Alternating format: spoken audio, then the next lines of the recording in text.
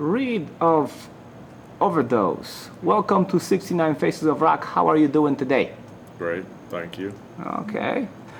So tell me about the origins of Overdose. Well, we started in New York City. I'm not from New York, but I lived there briefly. We started the band kind of out of the ashes of other bands. Mutilation Rights was one, and I came from Speedwolf and then Poison Rights. Started there, and then kind of put out our first record during COVID, and have been touring ever since. So tell me about you. Where are you really from? Because you know we spent some time talking about you having some Chicago roots. Tell me about that. I've just been to Chicago quite a bit. A lot of my oldest friends live here, but I'm actually from Colorado. That's where I was in Speedwolf, which was a band I did for a long time. Poison Rights was another. After leaving Colorado, New York, and now I live in Texas. Wow. Where do you prefer to live out of all of those places? I love the South, to be honest. Anywhere I can afford nowadays. But That seems to be a biggie. Yeah, I like smaller towns over larger towns. The older I get. So why the name Overdose? It kind of brings me back to like an AC/DC song. Oh, it's a great AC/DC. It is a great song. That was an idea we had, but I really love like one-word band names or two words or whatever that are just kind of like to the point, but not too descriptive and limiting. So. Yeah. I like it too when you have a full sentence for a name that kind of takes you somewhere else. It's a mouthful. I guess it's easier branding, as people would say in marketing or something like that. So according to your bio, it says that Overdose is from Elmira, New York. Is it? Oh, I don't think that's correct. That might be something else. Yeah, because that's Elmira. I think is upstate or Long Island, maybe. Okay. We were living in the city. The other guys in the band, they live in Brooklyn. I lived near the Bronx in Washington Heights. But like I said, I was just there a few years, and I guess if you had to say anything, we're from New York City. So. And what kind of things that you guys do in New York City when you're not playing? I love to ride my motorcycle a lot. It was a rush riding into the city, splitting lanes, getting lost in traffic. But other than that, I mean, there's tons to do out there. I worked a shit ton, but eat endless amounts of good food and go see every band I ever wanted to see because they always played New York. That's true. Yeah. How would you describe your music?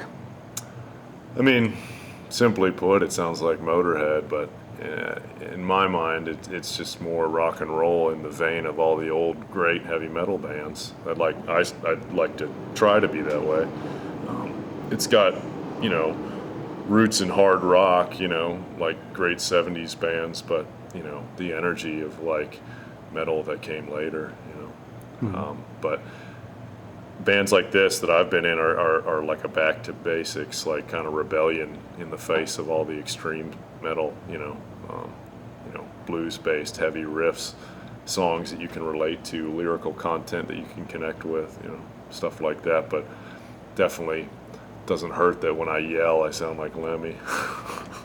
Well, the funny thing is you did mention Motorhead, and is that a conscientious thing to sound like them? Because on the other hand, it was what attracted me to you in the first place. Sure, no. I mean, it's definitely in the back of my mind, but I'm not at all trying to be an imitator.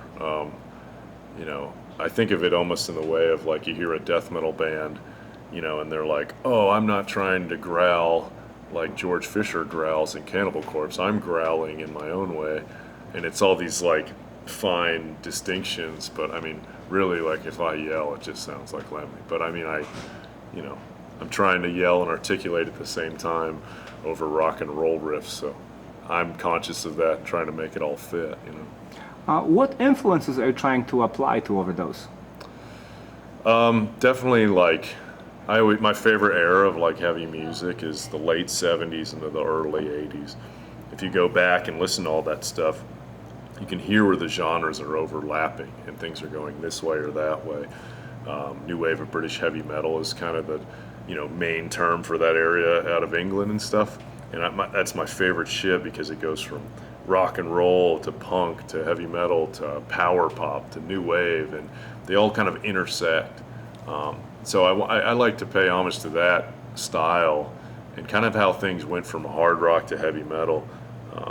But didn't necessarily just go full extreme. I like extreme metal, but I think most of it nowadays puts me to sleep. So I like to, pay homage to the dudes that were writing more timeless, classic, like memorable music.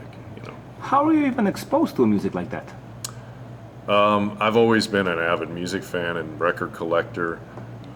I was thankful enough to grow up kind of just before the internet took over, so I dug in record stores all over the world. I hung with older guys that would, share with me like physical copies of other music, and word of mouth was how I heard of pretty much everything I know.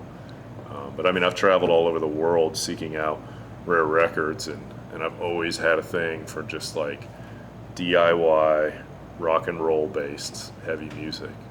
I think being on tour helps that, doesn't it? Absolutely, yeah. Growing up and touring in bands, every town we would stop in a record store, including Chicago. I used to go to Metal Haven all the time.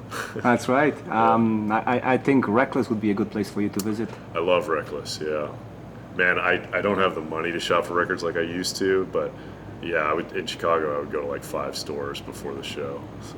All right. So speaking of your releases, your first releases were 2 7-inches, right? Yep. How did those do for you? They both sold out. I mean, not like, in lightning speed or anything, but we did 500 copies of each one, and they sold out probably within 6 months. And we toured with those 7-inches, which I guess was pretty ballsy, just like a t-shirt and a 7-inch and you're already on tour, but I just wanted to do it like all the bands I looked up to did it. They put out a demo or a single and they hit the road, What tours were you able to get at that point? We did 2 tours kind of right when that was all going on. One was with Hank Von Hell from Turbo Negro in Norway, and then another, we didn't do the tour in Norway, but he came to the US. And then we did another tour with Lucifer from Sweden and Savage Master from Kentucky. And those were both like right leading up until the shutdown for the pandemic.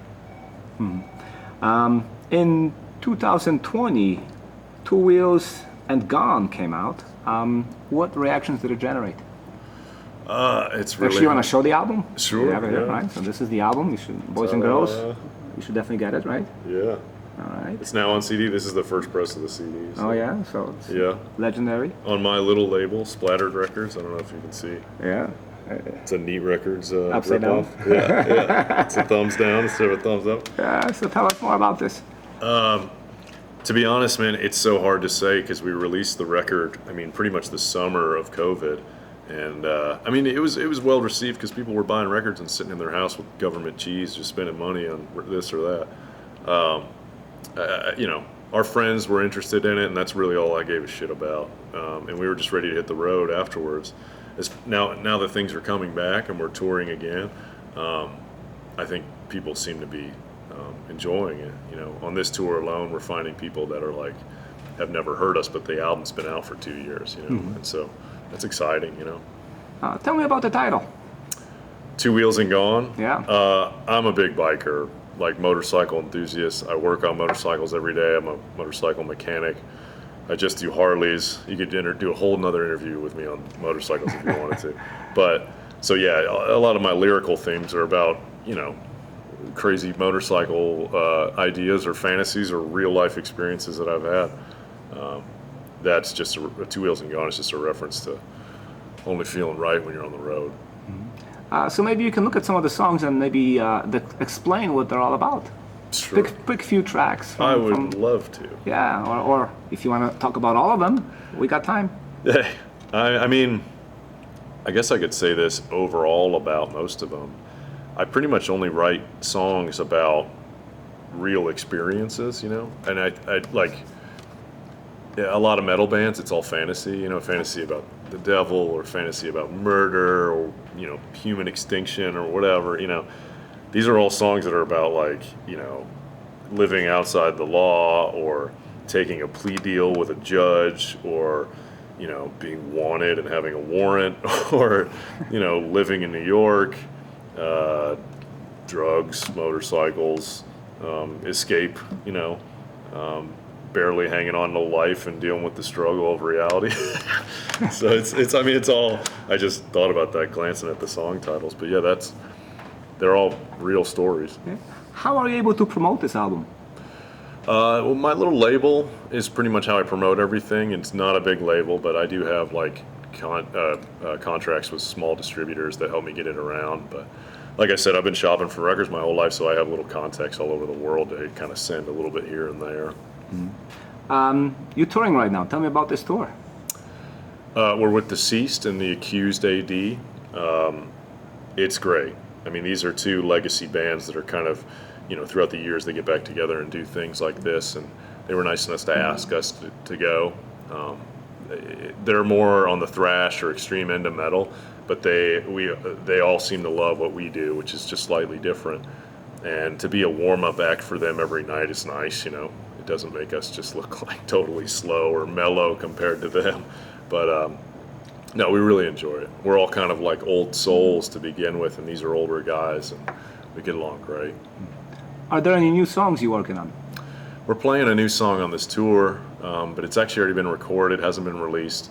It's FTW, Fuck the World, or Forever Two Wheels, however you look at it. But yeah, we have a few new songs recorded, and then we're doing a second album as we speak. We can slowly record it, kind of. When I can get to New York, we record a few songs at the time. Tell me more about the outline for the second album. It'll pretty much be more of the same. I mean, if anyone's heard bands that I've been in, Speedwolf was pretty heavy thrash, stuff like that, Speed Freak music. But then as I get older, I'm digging more into the rock and roll like side of things.